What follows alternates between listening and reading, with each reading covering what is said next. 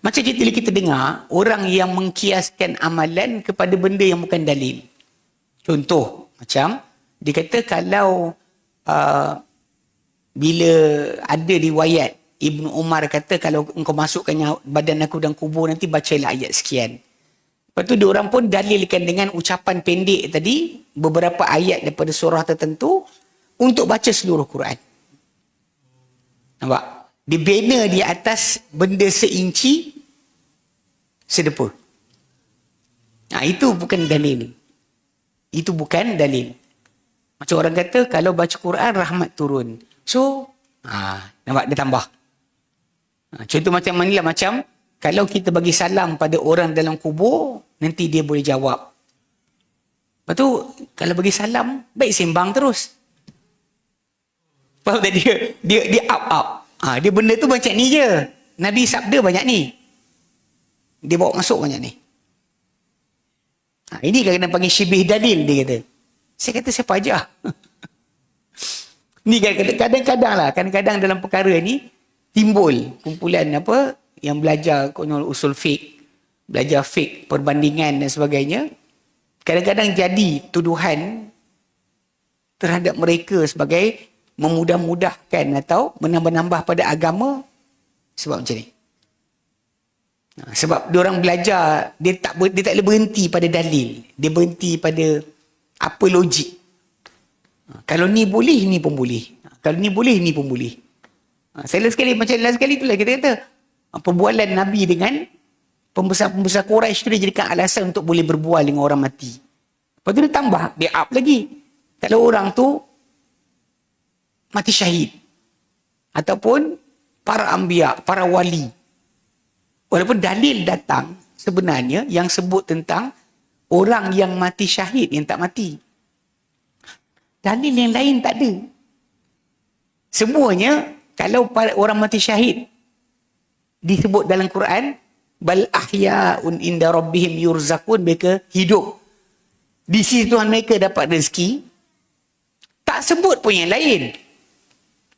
Tak ada cerita pun tentang Nabi, tentang orang soleh, tak. Dalil Quran datang, hadis datang tentang orang mati syahid saja. Yang akan terus roh mereka hidup dalam temburuk burung yang hijau, yang bergentayangan dalam syurga, makan daripada pohon syurga. Stop situ. That is dalil. Tapi yang diorang bertambah, diorang kata kalau orang mati syahid, maka para Nabi lagi patut. Dia up. Dia up. Dan dalil tu banyak ni kan. Kalau diorang ni, yang ni mestilah boleh pula. Lepas tu bila hidup untuk dapat rezeki, bukan pelayan awak. Dia up lagi. Kalau ada orang hidup, maka kita boleh pesan kat dia doa kita. Ni jadi kes ni. Saya ada orang pergi umrah. Dia cerita sampai dekat Uhud, ustaz mutawif yang bawa jemaah dia kata mereka tuan-tuan hidup, minta pada mereka. Ni ajaran sesat. Di dekat Bukit Uhud, dekat makam syuhada Uhud, keluar ucapan begini. Ucapan begini, dia mengatakan orang masih hidup. Hidup untuk dapat rezeki, bukan hidup untuk layan awak. La ilaha illallah. Itu peliknya, tapi ni kita tahu tajuk dia apa, biar orang tu sebut syibih dalil macam ni. Syibih dalil, dia bukan dalil. Quran tak kata, sunnah tak kata. Tapi kita boleh faham macam tu. Dia kata. Ini pergi syibih dalil. Ni jaga-jaga sikit. Dalam konsep agama sebenarnya, apa yang Quran sebut banyak tu. Jangan kita expand. Kita expand dan tambahlah macam-macam benda. Jadi, boleh berbual, cerita kat mak dengan abah. Kat mak, abah kahwin baru dah. Kan? Mak. Jadi ayat kita keluar. Tambah sembang lah. Adik bolu peksa. Ni nanti tak lama lagi nak kahwin dah. Lepas tu bawa bini pula. Bah, ni bini saya. Tahu tak? You know, you open up things yang tidak ada dalam dalil.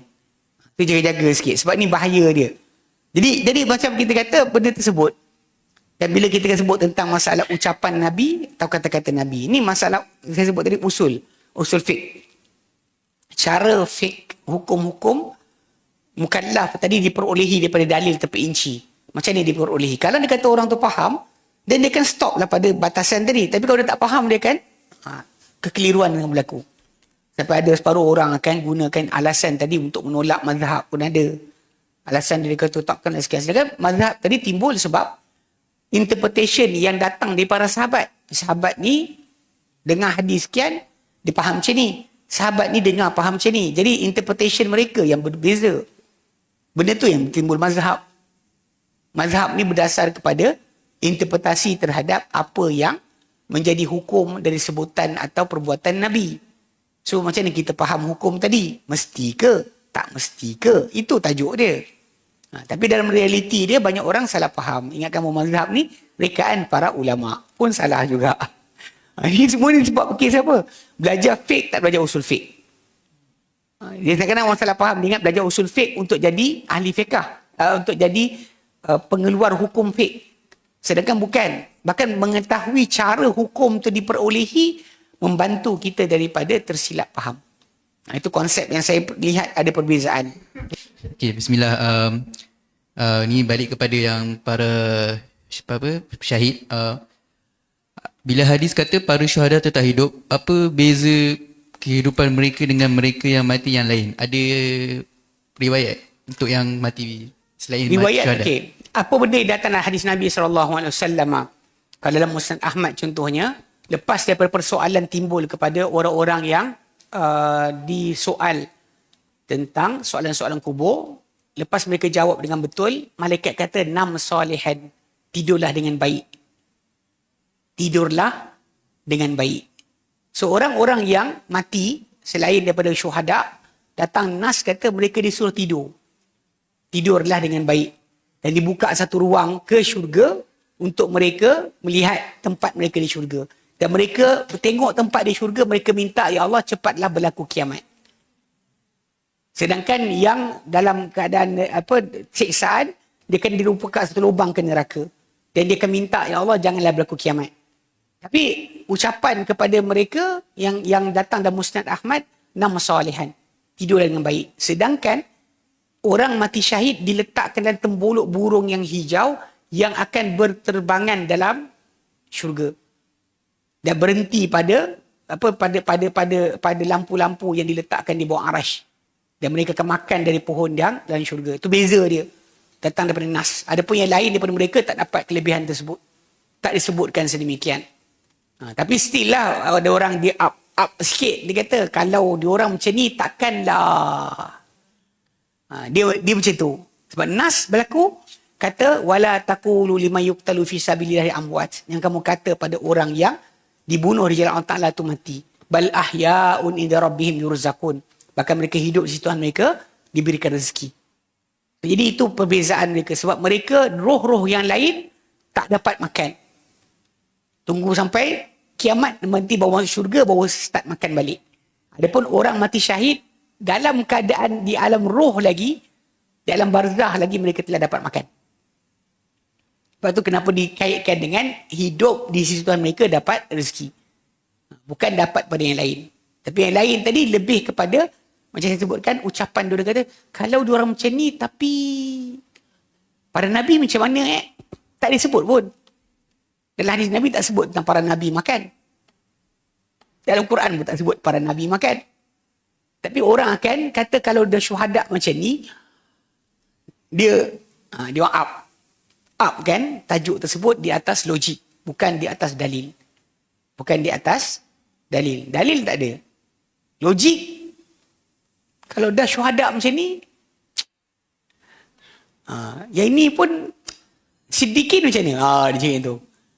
Kalau Allah Ta'ala bagi khas untuk diorang, itulah untuk diorang. Tak sebut untuk yang lain. Sebab tu memang yang lain tadi, macam kalau ikut pada Nas, dalam Musnad Ahmad sebut, memang malaikat akan kata pada mereka, lepas mereka jawab dengan betul, maka mereka kata, nam salihan, tidurlah dengan baik. Mana sampai kiamat, nanti baru dikejut kembali. Sebab tu kita lihat, bila hari kiamat, dalam surah Yasin, kan, bila Allah kata apa? Ya, orang yang bangun daripada kubur nanti, dia kata, ya wailana, mam ba'athana, mim marqadina. Lama tak baca Yasin tu, tak ingat tu. Kan dia kata, man ba'athana, ya dia kata, ya wailana, celakalah kita, man ba'athana min marqadina. Siapa kejutkan kita daripada perbaringan kita ni? Siapa kejut kita dari tidur kita ni? Kemudian jawapan datang, hada ma wa'adar rahmanu wa sadaqal mursalun. Ini dijanjikan oleh Tuhan yang penyayang dan benarlah para rasul. Kan perbualan tu berlaku. Mana diorang bangun tu, diorang kata, siapa kejut kita? Nampak tak dia kata kejut? Berbeza dengan masalah orang yang mati syahid. Dia tidak keadaan tadi. Dia sentiasa dalam keadaan mendapat rezeki, makan. Bukannya macam dibayangkan oleh sebagian orang. Dengan tok guru dia pun dalam syurga dia. Mana boleh? Ini yang datang nas. Kalau tak datang nas, kita tak boleh bincang. Kita datang dengan nas, teks. Follow the text. Ini perbezaan kita. Bila kita sebut kita ni umat Islam, dikatakan ummatan wasata, umat pertengahan. Bukan maksud pertengahan tu moderate. Maksud dia jahat buat, baik pun buat juga. Maksud dia nyanyi boleh, berzanji pun boleh. Bukan. Dia maksud dia bila wasata tadi, dia follow exactly with the dalil. Tidak lebih, tidak kurang. Tidak melampaui dalil, tidak kurang daripada dalil.